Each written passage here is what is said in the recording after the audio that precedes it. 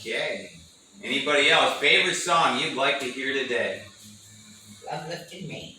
Love lifted me. Okay. I was sinking deep in sin, far from the peaceful shore. I was sinking deep in sin, far from the peaceful shore. Very deep we sank within, sinking to rise no more. But the master of the sea heard my despairing cry. From the waters lifted me, now say, am I?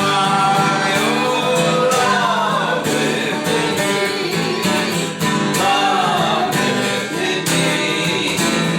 When nothing else could help it but love lifted me. Oh, love lifted me. Love lifted me. When nothing else could help it but love that lifted me. You know, when I think about Easter morning, love lifted me. Mary Magdalen went with the other women to the tomb. They thought that Jesus was dead, but that nobody had taken the time to do the proper things to give respect. You know, like we would have a wake or we would have a memorial service. Well, no such thing had happened for Jesus. And they, in their customs, they would bring spices and they would put it around where the people were buried in the tomb. And so they brought the spices and they were saying, who's going to roll the stone back from us? Because they knew there was a big stone there. They figured by now the guards had let them in because they knew the Romans were there. But they got there and the grave was already open. Wow. Wow, some angels came and met him and said, oh, why do you look for the living? I mean, why do you look for the living among the dead? And they went running off to tell the disciples, but not Mary Magdalene. She stayed there, and she just would not be comforted. She was weeping. Jesus came walking by. You know what she thought?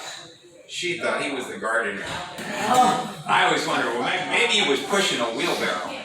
What made her think that he was the gardener? It must have been something, and she doesn't really look up because she was looking down. Her eyes were filled with tears.